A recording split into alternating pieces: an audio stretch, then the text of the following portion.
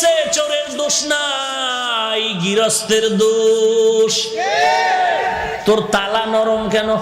চোরায় চুরি করতে ঢুকছে, দেওয়াল বইনা এক চোরায় মারা গেল, আর এক চোরায় আদালতে মামলা দিছে, বাড়িওয়ালার ফাঁসি চাই। কেন আমার সাথে চোরা মরলো কেন? দেওয়াল নরম করলো কেন? মহামান্য আদালত এমন মগা, মামলা আমলে নিয়ে ডাকছে বাড়িওয়ালার ডাইকা, কয় তোর ফাঁসি হবে। কেন স্যার? কয় দুই চোরায় চুরি করতে ঢুকছে, এক চোরায় তোর দেওয়াল পরে মারা গেল, তুই দেওয়াল নরম করে উঠাইলি কেন? বাড়িওয়ালা কয় স্যার মাফ করবেন, আমার কোনো দোষ নাই, এই দেওয়াল আমি উঠাই নাই, রাজমিস্ত্রি উঠিয়েছে। মহামান্য আদালত কয় তুমিও খালাস। কই রাজমিস্ত্রির ডাক। স্যার বলে স্যার নাই, এক্ষুনি ফাঁসি। বলে কেন? কথা শুনেন, কি সমস্যা? বলে দেওয়াল নরম করে উঠাইলি কেন? বলে দেওয়াল উঠাইছি আমি, তবে নরম আমার কারণে হয় নাই, যেই যোগালি আমার এসি মিলাই দিছে, পানি বেশি দিছে, নরম হয়ে গেছে, আমার কোনো দোষ নাই। মহামান্য আদালতকে তোর মাফ করে দিলাম। ধর যোগালি কই, এটারে না আদালত, এই তুই পানি নরম করে বালু দিলি কেন? বলে স্যার আমার কোনো দোষ নাই, আমি বালতি দিয়া বালুর মধ্যে পানি ঢালতেছিলাম, হঠাৎ করে একটা হাতি জোরে চিৎকার দিয়া দৌড় মারছে, এই ভয়ের ঠেলায় বালতির পানি বেশি বেড়ে গেছে, হাতিওয়ালার দোষ। বল তুইও মাফ। হাতিওয়ালারে ডাক, হাতিওয়ালা তুই এই অন্যায় করলি কেন? কয় স্যার আমার হাতি এমনি চেতে না, এমনি গরম হয় না, এক বেডিয়ে এক মহিলা সুন্দরী রূপসী স্বর্ণের অলংকার লাগাইয়া ঝুম ঝুম করে আওয়াজ করতেছিল, হাতি দেখা গরম হয়ে গেছে। তুমিও মাপ। মহিলার ঝুনঝুনালারে ডাক, মহিলা ডাকছে, এই ম্যাডাম তোমার ফাঁসি হবে। বলেন কি ম্যাডামের ফাঁসি হবে? বলে হ্যাঁ। কেন? বলে তোমার ঝুনঝুন আওয়াজে হাতি গরম হয়েছে, চোরায় মারা গেছে। বলে আমার ঝুনঝুন আওয়াজ তো আমি বানাই নাই, এই দোষ সব স্বর্ণকারের। এই আওয়াজ কেন আমার দোষ? বানাইছে কে? স্বর্ণকার। তুমিও খালাস। স্বর্ণকার লাব্বাইক। কেন অস্ত্র বানাইলি এইভাবে আওয়াজ দেনেওয়ালা? স্বর্ণকার এবার তো কোনো দেয়ালে পেট থেকে গেল, এখন আর কোনো জবাব নাই। স্যার কিছু করার নাই, বানাইছি তো বানাইছি। বলে এখন তোর ফাঁসি হবে। বলে কই এর ফাঁসি আমার গলায় আসলো কেন? কি এর ফাঁসি? বলে পরে ফাঁসির পরে জানা যাবে, এখন ফাঁসি হবে। কোনো কথা নাই। কপাল বড় খারাপ, ফাঁসির মঞ্চে যখন স্বর্ণকারের নেওয়া হলো, ফাঁসির মঞ্চে যখন দাঁড়ায় গেল, ফাঁসির মঞ্চে গিয়ে দেখে মারাত্মক সমস্যা, ফাঁসির রশির সাথে গলা মিলে না, রশির ফাঁকা বড়, গলা চিকন। এইবার বলে বাদশা নামদার কি করা যায়? কয় এর গলার সাথে রশি মিলে না, কয় এটারে বাদ দিয়া এই দেশে খুঁজা দেখ যার গলা মোটা, এটারে ঢুকা। এমিহা আমার বানানো কথা না, হাকিমুল উম্মত আশরাফ আলী থানভীর লেখা কথা। হায় হায় হায় হায়, দেশের মুরগি সব গরম হয়ে গেছে। শিয়াল পণ্ডিতের বিরুদ্ধে মামলা। কি খবর? বলে শিয়ালদের উৎপাতে বাঁচি না। আগে রাতের বেলা চিল্লাইতো, এখন দিনেও চিল্লায়। আগে জঙ্গলে থাকতো, এখন বিশ্ব রোডে হামলা করে। করেনি? মহামান্য আদালত বলে ঠিক আছে, তোমার মামলা আমলে নিলাম, অমুক দিন বিচার হবে। বিচার হবে, জঙ্গল ঘেরাও করা হবে, এরপরে বিচার হবে। শিয়ালের বিচার দেখার জন্য হাজারো পাগল ছাগলের মতো দৌড়াচ্ছে। শিয়ালের কি বিচার হয়? চতুর্দিক থেকে প্রশাসন ঘেরাও করে নিল, আর এক একজন প্রশাসনের হাতের মধ্যে একটা একটা ছুরি দিল।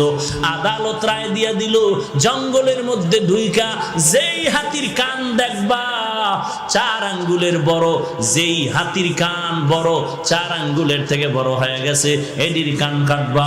এডি বড় বেয়াদ্দব, এডির কান কেটে দাও। এইবার সব ছুরি নিয়ে ঢুকলো জঙ্গলের মধ্যে, কান কাটার স্লোগান নিয়ে ঢুকলো।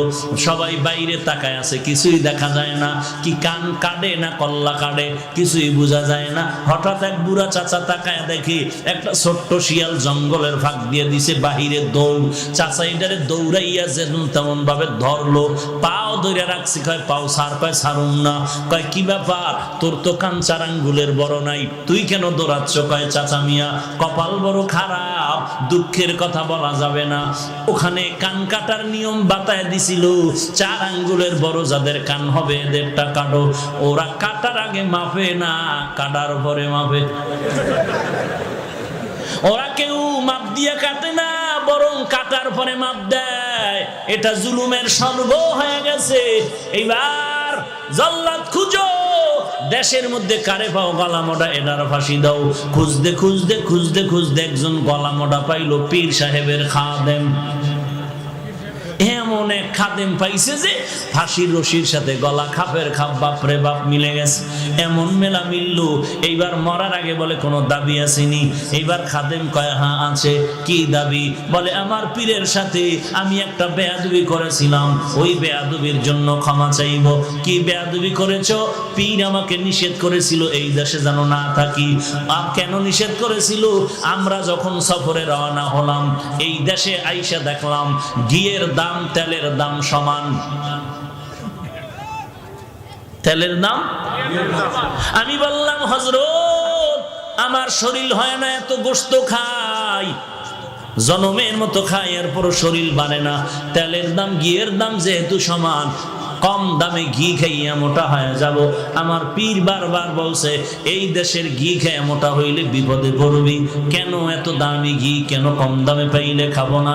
পীর বলছিল সাবধান, যেই দেশে তেলের দাম ঘিয়ের দাম সমান, ওই দেশে কোনো ইনসাফ নাই। যেই দেশে নারী আর পুরুষের দাম সমান, ও দেশে ইনসাফ নাই। যেই দেশে শিক্ষিত শিক্ষিতের মান সমান, দেশে ইনসাফ নাই। পীরের কথা আমি মানি নাই। আমি পীরের বললাম হুজুর যত বয়ান দেন ঘি না খাইলে কলিজা ঠান্ডা হবে না। হুজুর আমাকে বলল টের পাবি সময় মতো। এখন তো টের পাবো পাবো ভাব। আমার পীরের একটু খোঁজ করে দেখাও। পীরের তালাশ করে আনা হলো। হযরত জি মেহেরবানি করে মাফ করে দেন, মুরব্বির কথা না মানলে এমনই গজবে পড়া লাগে।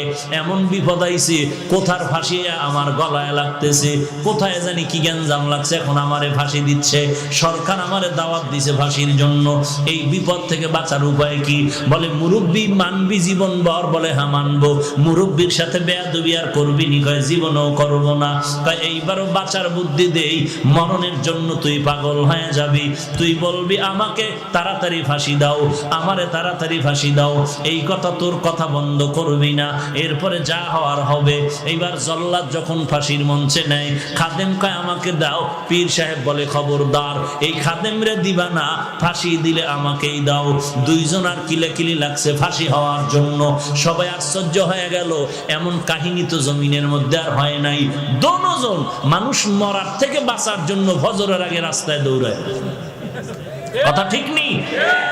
কিন্তু ফজরের নামাজ 4 রাকাত পড়তে মসজিদে ঢুকে কেমন কপাল পরা চিন্তা করতে পারেন? যে ডাক্তারের কথায় ফজরের সময় রাস্তায় দৌড়ায়, পাশে মসজিদে নামাজ চলে, 4 রাকাত নামাজে মসজিদে ঢুকে না। একটুখানি নেকের তরে রোজ হাসরের মাঠেতে বাবা ঘুরবে ছেলের পিছে, ছেলে বাবার আগেতে। আহাতে মন কঠিন দিনেতে নামাজ তোমায় ভুলবে না, ঠিক মতো পড়িলে নামাজ জান্নাত তোমার ঠিকানা। ঘুমের চেয়ে নামাজ ভালো আর তুমি ঘুমাইও না, ঠিক মতো পড়িলে নামাজ জান্নাত তোমার ঠিকানা। আমার প্রাণের ভাই বোনেরা জলদি করে উঠে যাও, ওযু করে তাড়াতাড়ি নামাজ পড়তে লেগে যাও। আহা নবী বেনামাজির শাফাআত করিবেন না, ঠিক মতো পড়িলে নামাজ জান্নাত তোমার ঠিকানা। ঘুমের চেয়ে নামাজ ভালো আর তুমি ঘুমাইও না, ঠিক মতো পড়িলে নামাজ জান্নাত তোমার ঠিকানা। ঠিক মতো নামাজ বছরে কয়বার? বছরে বলে 5 বার। চিন্তা করছেন? তাল ঠিক নাই। কি ঘুমাইতেছেন আপনারা? ভাইরা আমার,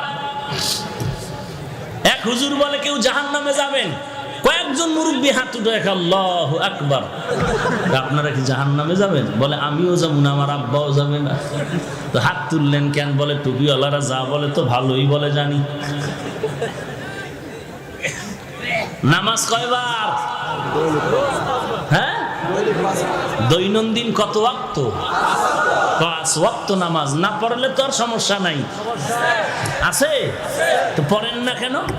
এই আশেকে রাসূল এখানে বসে আছেন, বয়ান শুনবেন, এমনও টাটকা আশেক বসে আছে, ফজরের নামাজও পড়েন নাই, জোহর পড়ে নাই, আসর পড়ে নাই, মাগরিব পড়েন নাই, এশা পড়েন নাই। সামনে ফজর পড়বেন কিনা আল্লাহ ভালো জানেন।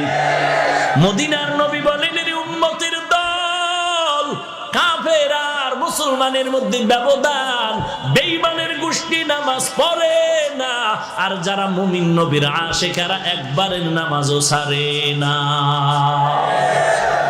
মকুন সুস্তি নামাজে পাঞ্জে গানা, ফাওয়াইলুল লিল মুসাল্লিন আল্লাযিনা মুমিনারা ইনামাজে এমদাদে দা, ইস্তাঈনু আয়াতে কুরআবা, আয়াতে কদ আফলাহারা ইয়াদেকুন গৌর কুন্দর মানিয়াজদের সাদেকুন। পীরও মরার জন্য রেডি, খাদেমও। বাদশার কানে খবর গেল, স্যার এমন কাহিনী, পীরেও মরতে চায়, মুরিদেও মরতে চায়। বাদশা কয়, আজীব কারবার, আমি দেখতে আসতেছি। সামনে বাদশা হাজির হয়ে গেল। কিও আপনারা দোনোজন মরতে চান, কারণ কি? পীর সাহেব বলে, বাদশা আপনি জানেন না? হেকমতি জবাব দিলেন, এই মুহূর্তে যদি ফাঁসি হয় বিনা হিসাবে জান্নাত পাবে। বাদশা কয়, তো জীবনে আকাম কম করলাম না, জীবনে আকাম তো কম করি না, এই মরণ যদি বিনা হিসাবে জান্নাত পাওয়া যায়। সব জল্লাদদের ডাক দিয়ে কয়, পীরেরও বাইন্দা অন্য জায়গায় নিয়ে যা, মুরিদেরও নিয়ে যা, তাড়াতাড়ি দেরি করিস না, গলায় ফাঁসি আমার দিয়ে দে। দেখছেন নি কই সোরার সুরির বিচারায় ঢুকলো কোথায়?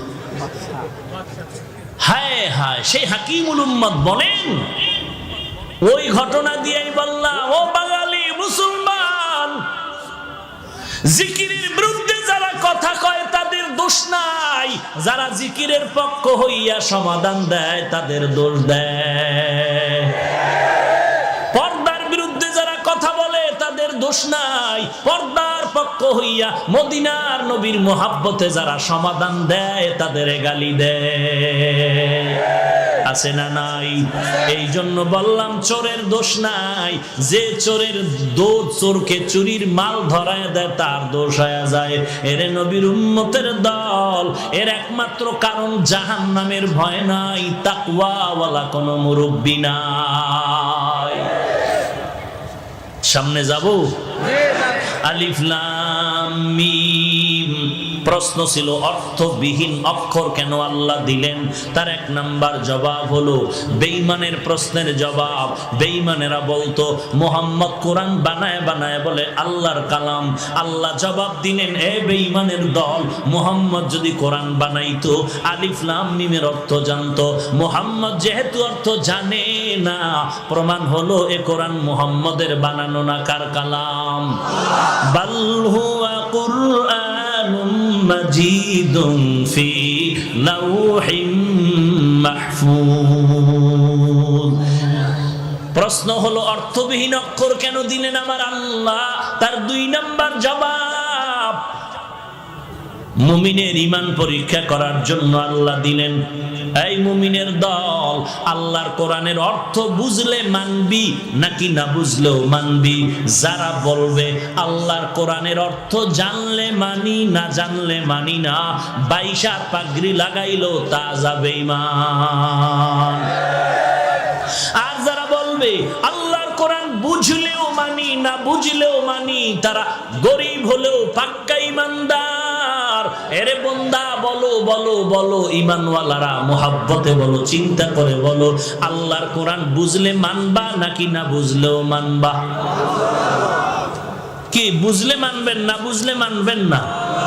না বুঝলেও মানবেন সবাই? বেয়াদবি মাপ চাই, যদি হাত দেখতে চাই দেখাবেন? বাস হাত নামান। সবাই মানেন না? অর্থ না বুঝলেও মানেন? তাহলে তাদের ফতোয়ার কি জবাব দিবেন? ফতোয়ার যারা বলছে অর্থ না জেনে পড়লে লাভ নাই, আপনারা এই খবর জানেন না? হ্যাঁ, আরে ভাই, এক বয়ান 1 2 3 অন 2 থেকে একেবারে 16 20টা পর্ব আকারে এরকম বক্তব্য বের হচ্ছে ইউটিউবের মধ্যে। অন পর্ব, দ্বিতীয় পর্ব, তৃতীয় পর্ব, পঞ্চম পর্ব, চতুর্থ পর্ব, পুরা পর্বের বিষয় হলো অর্থ না জেনে কোরআন পড়লে লাভ নাই। এইটা বুঝাইছে শুধু পর্ব আকারে বক্তব্য দিয়ে। আর আপনারা বলেন কোরআন শরীফের অর্থ না জেনে আমরা মানতে রাজি, আর তারা পর্ব আকারে বক্তব্য দিতেছেন অর্থ না জাইনা পড়লে লাভ নাই। এখন তাদের ফতোয়া মানবেন? কথা বলেন। এখন যদি আপনি বলেন যে আমি তার বিরুদ্ধে বললাম, কেন তার বিরুদ্ধে বললাম? হ্যাঁ, কোরআনের ইজ্জত রক্ষার্থে উম্মতকে জাহান্নাম থেকে বাঁচাইতে যা বলার তা বলতে হবে। যদি কারো স্বার্থে আঘাত লাগে সেজন্য কিছু করার নেই। বুঝাইতে পারলাম? তাহলে কোরআনের অর্থ না জেনে পড়লে লাভ আছে না নাই? এবার শুনেন মদিনার নবীর কথা।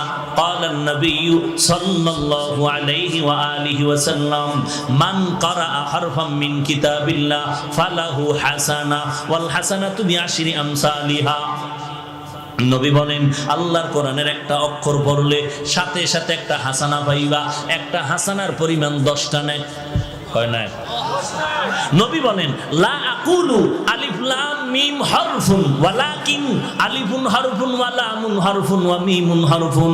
আমি নবী বলি না আলিফ লাম মিম তিনটা মিলে একটা অক্ষর। আমি নবী না, আমি নবী বলি আলিফ আলাদা অক্ষর, লাম আলাদা অক্ষর, মিম আলাদা অক্ষর। যারা পড়বেন আলিফ লাম মিম সাথে সাথে 30টা নেক পেয়ে যাবেন।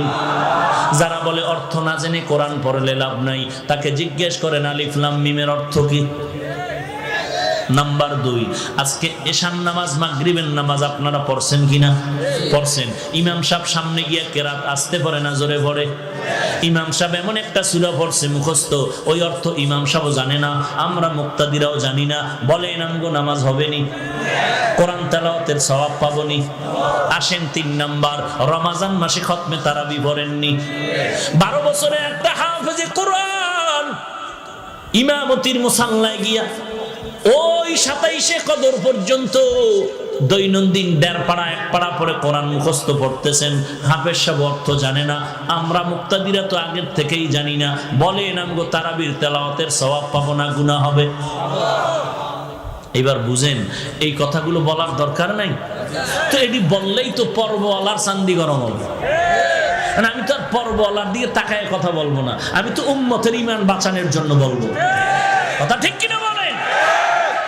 এখন যদি বলেন হুজুর অমুকের পিছে লাগলেন কেন, ওরে উনি কোরআনের পিছে লাগলো কেন, এটা না আগে জিজ্ঞাসা। আমি হুজুরের পিছে লাগছি, উনি কোরআনের পিছে লাগলো কেন, উনি সুন্নতের পিছে লাগলো কেন? এত দুনিয়ার বয়ান আছে, দুনিয়াতে কোরআন হাদিসের বয়ান, নামাজের বয়ান, পর্দার বয়ান, যাকাতের বয়ান, সব বাদ দিয়া ওই উম্মতের মাঝে এমন বয়ান কেন করবে যেই বয়ানে উম্মতের আলেম ওলামারা, উম্মতেরা বিভ্রান্তে পড়ে যায়? ভাইরা আমার, কষ্ট হচ্ছে আপনাদের? আহা, লম্বা কথা, আর একটু সামনে আগাই। আমি যত তাড়াতাড়ি পারি গুছাই নিব। এই উঠবেন না কেউ, উঠলেই আমি হাত উঠাই ফেলবো। তখন কানলেও মোনাজাতের কান্দা হবে, বুঝেন নাই? তখন আর হাত নিচে নামবে না, কানলেও দোয়া হবে মোনাজাতের কান্দা। চলবে আর একটু? থাকবেন সবাই? কারা কারা থাকবেন না?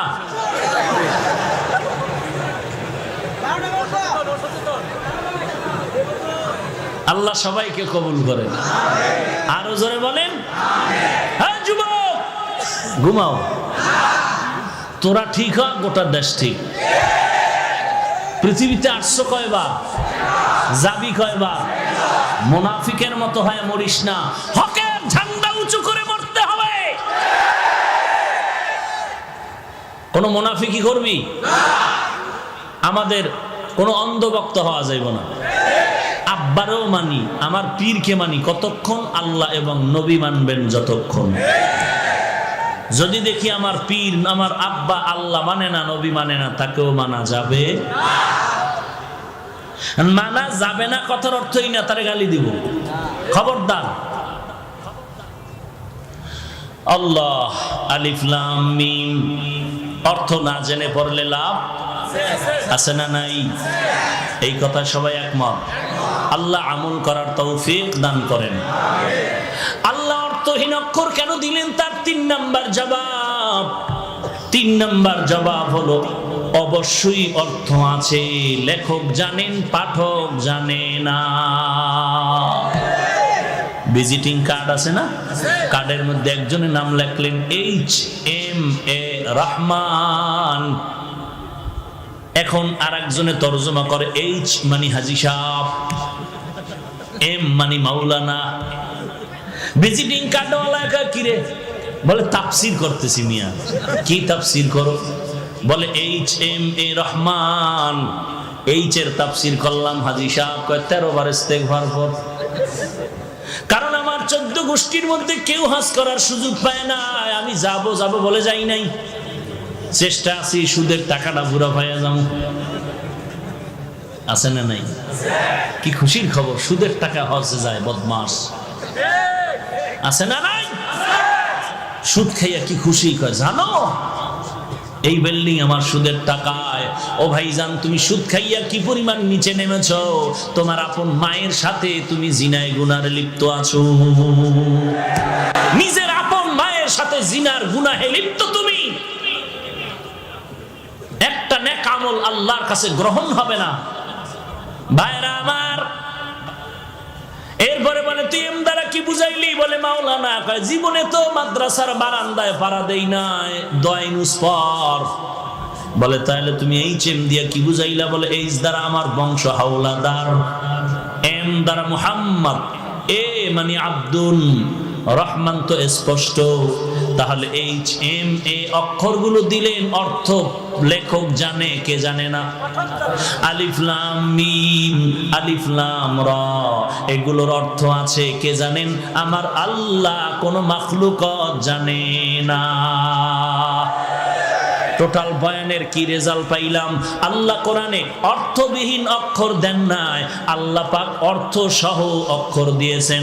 তবে আল্লাহই তার অর্থ জানেন। আল্লাহু আ'লামু বিমুরাদিহি, আল্লাহ তার অর্থ জানেন, আর কেউ জানে না। 4 নাম্বার জবাব দিবনি, অর্থ নবীও জানে, অর্থ নবীও জানে, তবে উম্মতের জানায় নাই কেন? বলে এটা বন্ধুর সাথে বন্ধুর কথা বলার পাসওয়ার্ড, গোপন নাম্বার। এই পাসওয়ার্ড আসেনি রে যুবক? হ্যাঁ, কি সুন্দর লেখো না, H+S। বাথরুমে কি বিশাল একটা কাগজ পাইছে বাথরুম, আর লেখার কাগজ নাই, বাথরুমে গিয়ে লেখে H+S। হায় হায় হায় হায়, এরে সন্তান, লেখার জন্য কলম বানাইছে, বাথরুমে লেখার জন্য না। বরং বাথরুমে যদি তুই লেখো ব্রেন কমে যাবে, খালি হয়ে গেলে ব্রেন কমে, খালি মাথায় বাথরুমে গেলে ব্রেন কমে যায়। পড়ালেখা মনে থাকে না, থাকবে কেমনে? আকাম তো কম করো না। ও যুবক ভাই, রাগ করবা না, পাও দুটো আগায় দিলে আমি পায়ে হাত রেখে বলবো, এই জমিনে আল্লাহর কসম 1 বার, আল্লাহর কসম 2 বার, আল্লাহর কসম 3 বার। ও যুবক ভাই, এই জমিনে তোমার মা, তোমার বাবা এত আপন না, টুপিওয়ালারা তোমাদের যত আপন। তোর জীবনটারে নষ্ট করেছে তোর মা বাবা, আর যুবকের মাথায় টুপি উঠিয়েছে, দাড়িওয়ালা বানিয়েছে ওলামায়ে কেরাম। তোকে জাহান্নাম থেকে বাঁচাবার ফিকির নিয়ে পায়ে ধরে হক্কানি ওলামায়ে কেরাম বয়ান করতেছে জাহান্নাম থেকে বাঁচানোর জন্য, আর তোর জীবনকে চূড়ান্ত বিপন্ন করার পেছনে তোর মা বাবায় অপচেষ্টা করেছে, ঠিক মতো লেখাপড়ার খবর নেয়নি, হাতে মোবাইলের গজব তুলে দিয়েছে। তোর মায়ে জানে তুই লাইন করো কার সাথে, মায়ে জানিয়াও বাধা দেয় না। আবার অনেক মা ভয় পায়, দিলে কিনা জানি মাইর খাওয়ান লাগে, আছে না নাই? বাবায় জানতেছে তারপরও বাধা দেয় না। বাবায় জানে পার্কে ঘুরে বাধা দেয় না, আর বাধা দিবে কসু। বাবায় কয় টাকা নে, টাকা নে। কেন আব্বু? আগামীকাল ভ্যালেন্টাইন্স ডে। কবে কবে কবে? কথা কয় না। কাইল কাইল কবে? 14ই ফেব্রুয়ারি বিশ্ব ভালোবাসা দিবস বনাম বেহায়া দিবস। তোরা একটা ভালোবাসা করবি না? আরে ভাই, দিনের ভালোবাসা কর, করবি? তাহলে 500 টাকা যদি ভাড়া লাগে যাবি ঢাকা। 14ই ফেব্রুয়ারি ঢাকা মাদ্রাসার মাহফিল, মোহাব্বতের নজরে দিল খুলে সবাইকে দাওয়াত দিলাম ঢাকা। যেই মাদ্রাসার খেদমত করি ওই মাদ্রাসার মাহফিলে সকলকে দাওয়াত। তোমরা জীবনভর নাপাক রাস্তায় ভালোবাসা করেছো, আগামী ফেব্রুয়ারি 14 তারিখ ভালোবাসা হবে আল্লাহর দ্বীনের ভালোবাসা। ইনশাআল্লাহ যাবেন? ভাই 200-300 টাকা খরচ হইব। এমনি তো আকামের ভালোবাসায় কি পরিমাণ খরচ করছো তুই নিজেও জানো না। তো আল্লাহর দ্বীনের ভালোবাসায় যদি ভাড়া লাগে 500 টাকা দিয়ে যাওয়া যাবে না? কি যাবে? ইনশাআল্লাহ। সকলকে দাওয়াত দিলাম, কবুল করলেন? কবে কবে? 14ই ফেব্রুয়ারি ইনশাআল্লাহ। ফজর পরে চলে যাবেন। এই বয়ানের পরে পোস্টার হ্যান্ডবিল আছে, নিয়ে যাবেন। যাওয়ার সময় সব ঠিকানা এবং দাওয়াতি মেহমান কারা কারা লেখা আছে। ইনশাআল্লাহ যাবেন। আল্লাহ আপনি সবাইকে কবুল করেন। ভাইরা আমার, আলিফ লাম আর সামনে আগাইলাম না, এই আলিফ লাম সারলাম আর একটু যাই। জালিকাল কিতাব, যাব?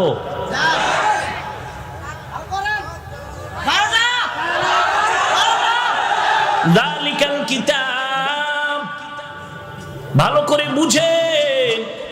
কোন নিকটের জিনিস ইঙ্গিত করার জন্য আমরা বাংলায় বলি এই, কোন দূরের জিনিস ইঙ্গিত করার জন্য বলি ওই, বলি না? ওই মানে কি? কাছে না দূরে। আর এই মানে, এটার আরবি গ্রামার কি বলে? ওই মানে জালিকা, ওই কিতাব মানে জালিকাল কিতাব, আর এই কিতাব মানে হাযাল কিতাব। এখন বলেন আল্লাহর কোরআন দূরে নাকি আমগো কাছে? বলেন না কেন? তাহলে হবে হাযাল কিতাব। আল্লাহ কেন বললেন জালিকাল কিতাব? প্রশ্ন বুঝলে জবাব বুঝবেন। প্রশ্ন বুঝলেন? কোরআন কাছে না দূরে? কাছে কাছে। ঠোঁটের আগায় কোরআন, সিনার মধ্যে কোরআন, মাদ্রাসায় কোরআন। কথা বলেন? তাহলে হওয়া দরকার ছিল হাযাল কিতাব। কেন বললেন জালিকাল কিতাব? আমি শুধু এই কথাটার সমাধান দিয়ে মোনাজাতের দিকে যাওয়ার চেষ্টা করব ইনশাআল্লাহ। জালিকাল কিতাব কেন বললেন? প্রশ্ন। এর 1 নাম্বার জবাব, জালিকাল কিতাব আয় হাযাল কিতাব। জালিকা দ্বারা হাযাই উদ্দেশ্য। কেন আল্লাহ বললেন? বলে এটা কোরআনের সাজানো একটি অলংকার। কারণ কোরআনের মতো এত সুন্দর কিতাব, ফাসাহাত, বালাগাত, অলংকার যুক্ত কিতাব আর জমিনে একটাও নাই। জালিকা দিয়ে আল্লাহ বুঝাইলেন হাযাল কিতাব, এই কিতাব। গেল এক জবাব। জবাব নাম্বার 2, জালিকাল কিতাব মানে ওই কিতাব। আসলে কিতাব দূরে মানে কি? কোরআন শরীফ আমাদের কাছে, কোরআনের রিডিং এবারাত কাছে, কিন্তু কোরআনের ব্যাখ্যা তাফসীর আমাদের মেধা থেকে অনেক অনেক দূরে। ওদিকে ইঙ্গিত করার জন্য বলা হলো জালিকাল কিতাব। 3 নাম্বার জবাব, জালিকাল কিতাব মানে ওই কিতাব। ওই কই? বলে ওই আদম নবী থেকে ওই ঈসা রূহুল্লাহ পর্যন্ত যত কিতাব আল্লাহ তাদের দান করেছেন ওই সমস্ত ইলমের সব কোরআনের মধ্যে জমা আছে। এই কিতাব মানে ওই ঈসা নবীর কিতাবের ইলমের কিতাব, ওই আদম নবীর ইলমের কিতাব এই কিতাব, ওই ইব্রাহিম নবীর ইলমের কিতাব এই কিতাব। জবাব নাম্বার 4, জালিকাল কিতাব মানে হলো ওই লাউহে মাহফুজের কিতাব। লাউহে মাহফুজ চিনেননি? এই যে আপনাদের সিলেট হবিগঞ্জের কাছে শিক্ষক ছাত্রকে বলে, এই ছাত্র বলো তুমি আসমান কাছে না হিমালয় পর্বত কাছে? ছাত্র কয় স্যার আসমান অনেক কাছে, হিমালয় পর্বত দূরে। বলে কেমনে বললি? বলে আসমান দেখা যায়, হিমালয় পর্বত দেখা যায় না। এরে নবীর আশিক উম্মতের দল, লাউহে মাহফুজের কিতাব মানে ওই দূরের কিতাব। কোথায় সেই লাউহে মাহফুজ? আমরা যেই জমিনটার মধ্যে বিচরণ করি, দর্শন বলে এর নাম পৃথিবী। উপরে তাকাইলে দেখি খালি খালি খালি, বিজ্ঞান আর দর্শন বলে মহাশূন্য। নবী বলেন আমি মেরাজের রাত্রে এগুলো অতিক্রম করে করে মাপ দিয়া দিলাম আল্লাহর পক্ষ থেকে। এই যে মহাশূন্য দেখতেছি, এই মহাশূন্যের দূরত্ব হলো 500 বছরের পথ। এর উপরে হলো প্রথম আসমান। আমরা যে দেখতে পাই আসমান কত দূর, কথা কয় না, 500 বছরের দূর। এই মহাশূন্যের মাঝখানে একটা স্তর আছে যেটাকে বলে মধ্যাকর্ষণ। কিছু জিনিস রেখে দিলে পরেও যায় না, উপরেও যায় না। দুনিয়ার বিজ্ঞানরা মাথা খাটাইয়া স্যাটেলাইট বানায় ওখানে রেডি করে রাখছে, আর ওই স্যাটেলাইটের মাধ্যমে জগতের খবর নিয়ে এরপরে সেন্টারের মধ্যে দেয়।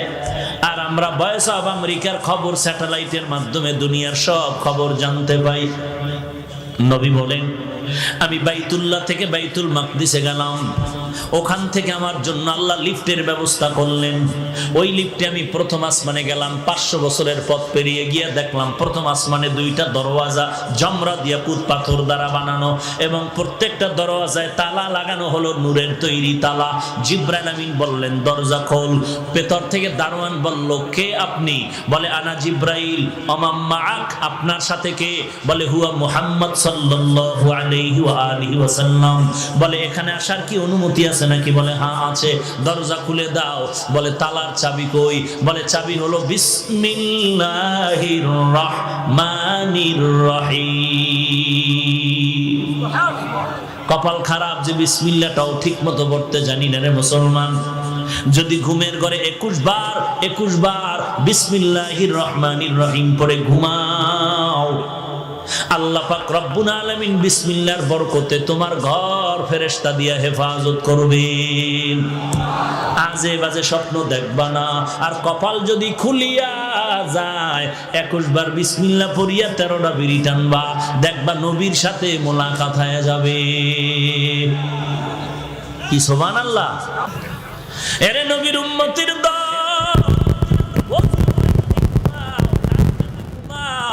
21 বার বিসমিল্লাহ পড়ো আর দরুদ শরীফ পড়ে ঘুমাও সাল্লাল্লাহু আলাইহি ওয়াসাল্লাম। এই সাউন্ডওয়ালা ঘুমায়, মাইকের সাউন্ড বাড়ায়া দাও। কয়বার? 21 বার বিসমিল্লাহ পড়বে আর দরুদ শরীফ পড়বে 1000 বার। কয়বার? বেশি লম্বা লাগবে না, ছোট।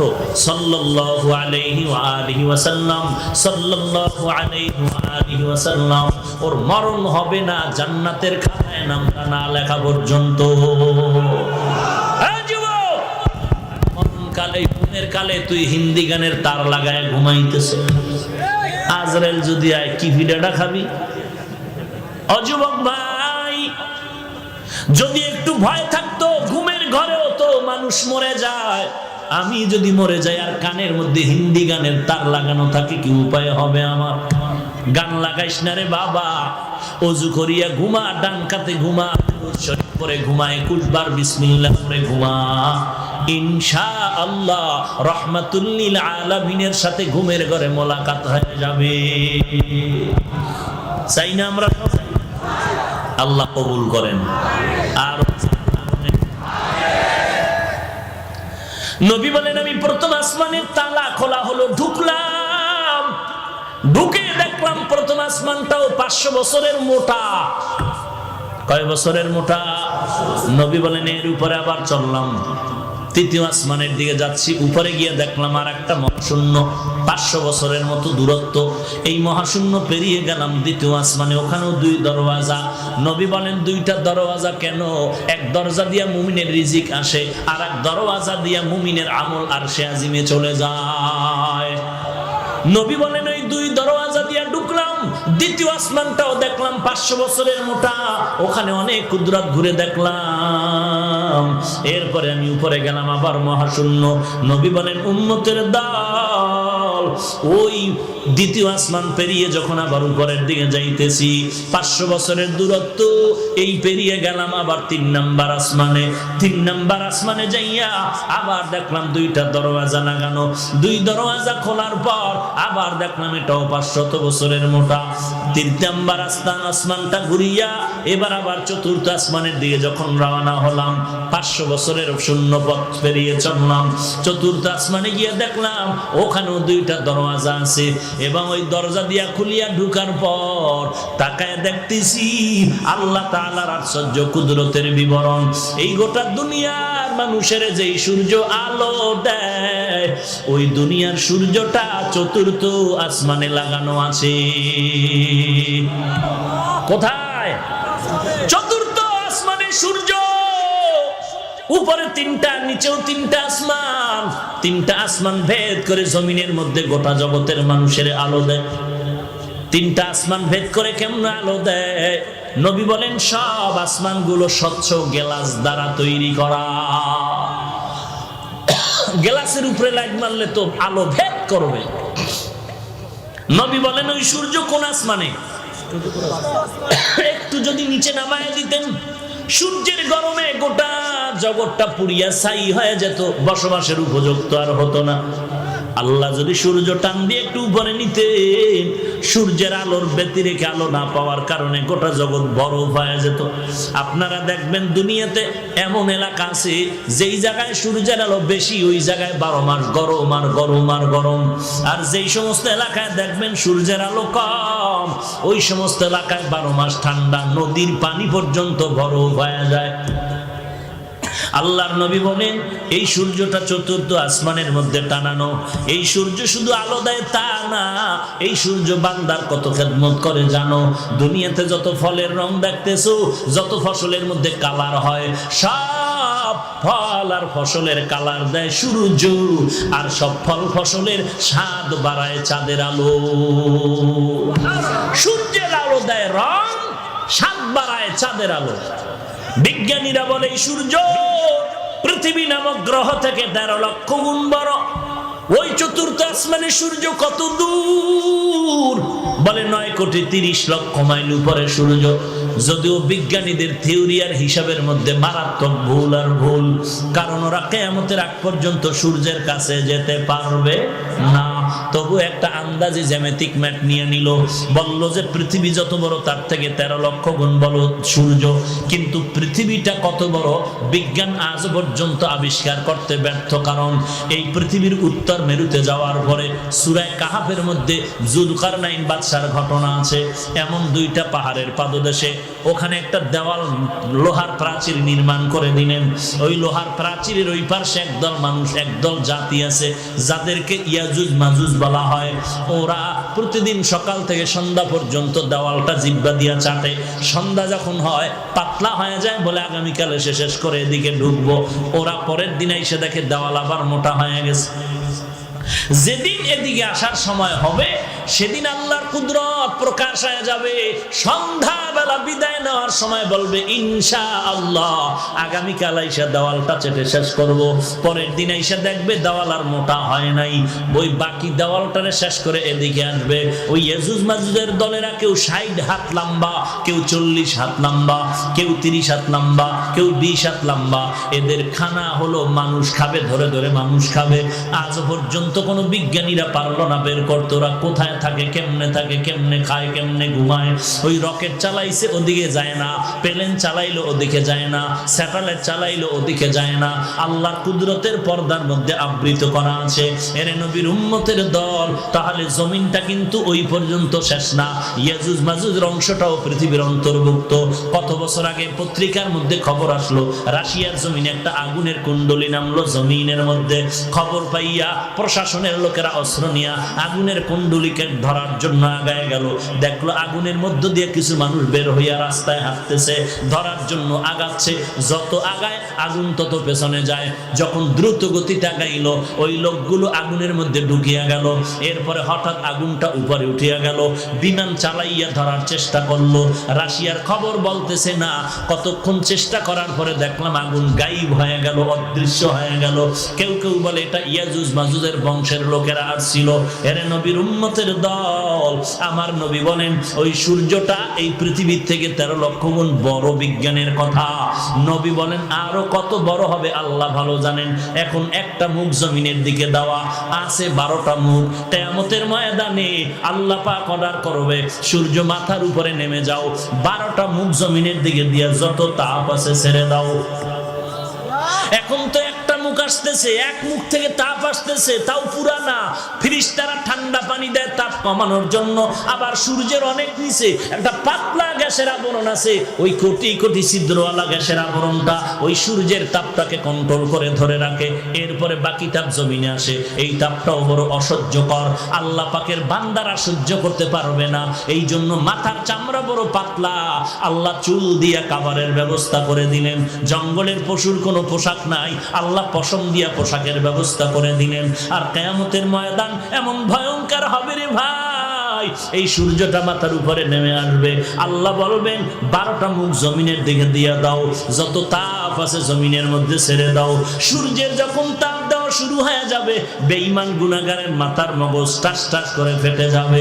এমন চিল্লানোর আওয়াজ, কান্নাও বন্ধ হয়ে যাবে, রক্ত পড়া শুরু হয়ে যাবে। ওদিন কান্না করে আর নাজাত পাওয়ার উপায় থাকবে না। হ্যাঁ, একদল নাজাত পাবে যারা নেক আমল করলো, সুন্নাত মানলো। আল্লাহ বলবে ফেরেশতার দল, আমার নেক আমলওয়ালাদের ডান দিকে নিয়ে যাও। ওই নূরের তৈরি আরশে আজিম, ওই নূরের তৈরি আরশে আজিমের মধ্যে আশ্রয় দাও। আমি আল্লাহ আমার আশিকদের সাথে মোহাব্বতের নূরের পর্দা উঠাইয়া মোলাকাতের ব্যবস্থা করব। এর নবীর উম্মতের দল, ওই সূর্যের গরম তুমি দিনের বেলা সহ্য করতে পারো না, রাতের বেলা সূর্য নাই, এরপরও গরম লাগে, ঘাম পড়তেছে, সহ্য করা যায় না। গুনাহ নিয়া যদি কবরে যাও, কেমন করে সূর্যের গরমটারে সহ্য করবারে বাবা? সহ্য করতে পারবি না রে যুবক, গুনাহ করিস না রে ভাই। তোমার আমার মতো যুবক স্কুল কলেজে পড়ে, এক ওয়াক্ত নামাজও বাদ দেয় না, আছে না নাই? ও বাবা, তুমি টুপি পরো না, গালি দেই না, তবে তোমার মনটাকে টুপি পরার জন্য তৈরি করো। তুমি দাড়ি রাখতে পারো না, গালি দেই না, কিন্তু দাড়ি রাখার জন্য নবীর মোহাব্বতে তৈরি করো। এ বাবা, তুমি শার্ট প্যান্ট পরো, গালি দেই না, তবে মদিনার নবীর পোশাকটা পরার জন্য দিলটারে তৈরি করো। যারা এই সুন্নতের আমলের আগ্রহ বয়ান দিয়া নষ্ট করতে চায়, খবরদার এদের বয়ান শোনার চেষ্টা করিও না। এরে নবীর আশিক উম্মতের দল, তুমি মনে করতেছো আমি হাফিজুর রহমান কোন দল করি? ভাই ভাই, এত চিন্তা কে তোমাকে করতে বললো? তুমি সব বাদ দিয়া দাও। কবরে গেলে কে কোন দলের লোক কোনো পরিচয় কিন্তু চাওয়া হবে না। দুনিয়াতে যেমন আসছিলাম সবাই এক। আপনারা কি লঙ্গি পরে আসছিলেন? সবাই কিন্তু একই অবস্থায় আসছিলাম। যাওয়ার বেলায় কিন্তু এক নাকি ভিন্ন? সবার কাফন হবে 3টা, কালার হবে আলাদা। সবুজ রংওয়ালাদের কালার হবে সবুজ। তাহলে তুমি টুপির রং লয়া কিলাকিলি করো কেন? এই মূর্খ, কিলাকিলি করো কেন? সাদা টুপি, সবুজ টুপি, কালো টুপি। তাহলে মরার কালে সবুজ কাফন পরে মর, মরণকালে কাফন হবে সবার সমান। 3টা কালার হবে কি? কথা কয় না, কালার কি সবার? তাহলে দুনিয়াতে আসাটাও এক, যাওয়াটাও এক, কালারও এক। তুমিও মুসলমান আমিও মুসলমান, তোমার ধর্ম আমার ধর্ম এক, তোমার আল্লাহ আমার আল্লাহ, তোমার নবী আমার নবী এক, তোমার কোরআন আমার কোরআন এক, তোমার কাবা আমার কাবা এক। কবর হবে কি নাকি তোমার 13 হাত লম্বা? না, প্রশ্ন হবে এক। তোমাকেও 3টা প্রশ্ন, আমাকেও 3টা প্রশ্ন করা হবে। তুমি কোন দলের নেতা, কোন দল করেছো, কোন পীর সাহেবের কাছে গেছো, প্রশ্ন করা হবে। সবার জন্য 3টা প্রশ্ন। 1 নম্বরে রবের পরিচয় দাও, 2 নম্বরে ধর্মের পরিচয় দাও, 3 নম্বরে রহমাতুল লিল আলামিনের পরিচয় দাও। দুনিয়াতে যারা রবের সাথে জিন্দেগি চালাইলো তারা বলবে রব্বি আল্লাহ, আমার রব হলো আল্লাহ। যারা দুনিয়াতে ইসলাম অনুযায়ী চলছে তারা জবাব দিবে দীনি আল ইসলাম, আমার ধর্ম কি ইসলাম। যারা নবীর সুন্নাত মানিয়ে চলছে তারা আমার নবীকে দেখা মাত্র বলবে হুয়া মুহাম্মদ সাল্লাল্লাহু আলাইহি ওয়া আলিহি ওয়াসাল্লাম। আর যারা দুনিয়াতে রবের সাথে সম্পর্ক নাই, যাদের সাথে ইসলামের কোনো দেখা নাই, যাদের বডির মধ্যে সুন্নতের আমল নাই, তারা 3টা প্রশ্নের জবাবে বলবে হা হা লা আদরি, হা হা লা আদরি। আফসোস, বড় আফসোস, আমি কিছুই জানি না, কিছুই জানি না, বড় কপাল খারাপ। আল্লাহর অর্ডার হয়ে যাবে, ওরে ফেরেশতা কবরটা জাহান্নামের আগুন দিয়ে ভরে দাও। একটা নয়, 2টা নয়, 70 থেকে 99টা সাপ কবরের 2 পাশের মাটির চাপ। এরে নবীর উম্মতের দল, একটা বেতের বাড়ি কেউ হাতে দিলে ব্যথা পাই, সহ্য করতে পারি না। আর ওই কবরে গুনাহ নিয়ে গেলে মাটির চাপ কেমনে করে সহ্য করবা? ও মাধবপুরের মুসলমান, আল্লাহর কোরআনকে মিথ্যা মনে করিও না, নবীর কথাগুলোকে মিথ্যা মনে করিও না।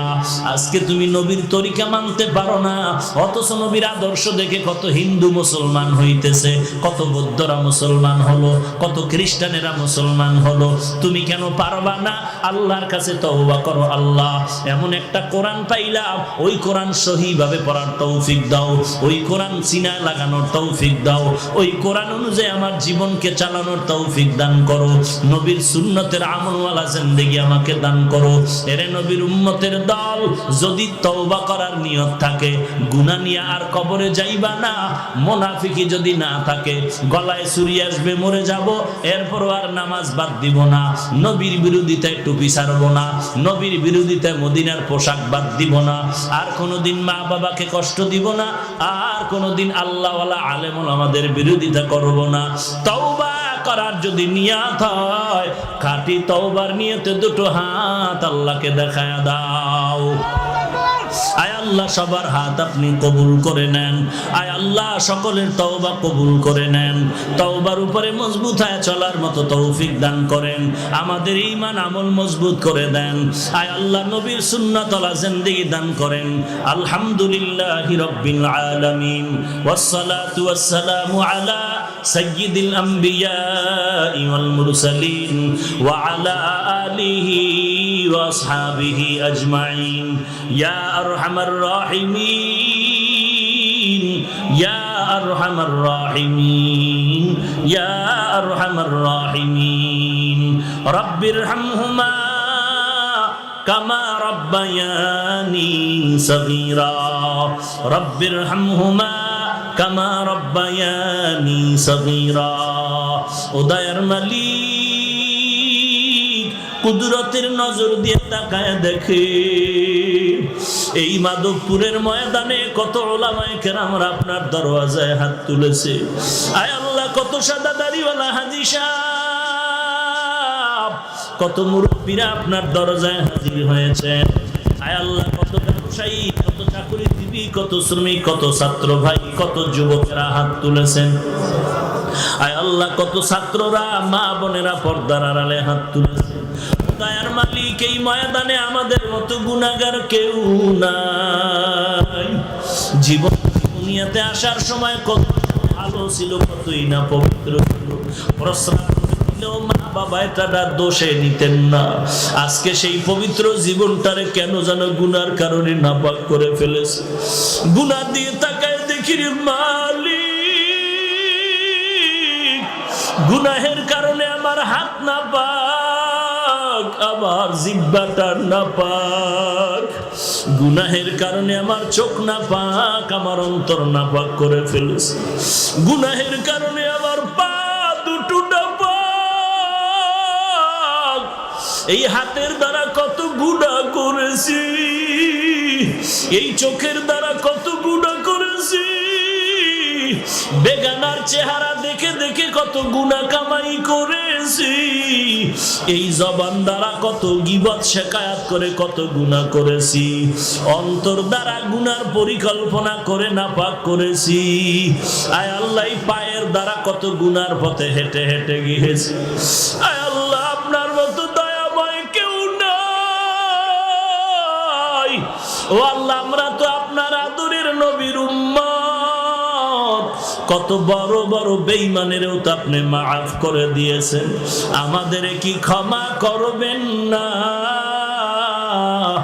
গুনাহগার বলে তাড়াইয়া দিয়েন না রে আল্লাহ। যদি আপনি আমাদের ক্ষমা না করেন আপনার কোনো লাভ নাই, আর আমাদের যদি মাফ করে দেন আপনার কোনো ক্ষতিও হবে না রে আল্লাহ। গুনাহগার বলে ফিরাইয়া দিয়েন না রে মালিক।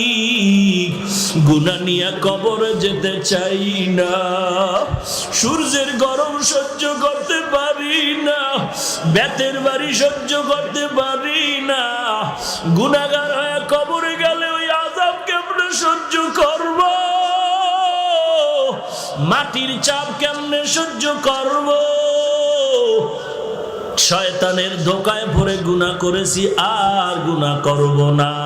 তওবার নিয়তে হাত তুলেছি, আমাদের তওবা কবুল করে নেন। তওবার উপরে মজবুত হয়ে চলার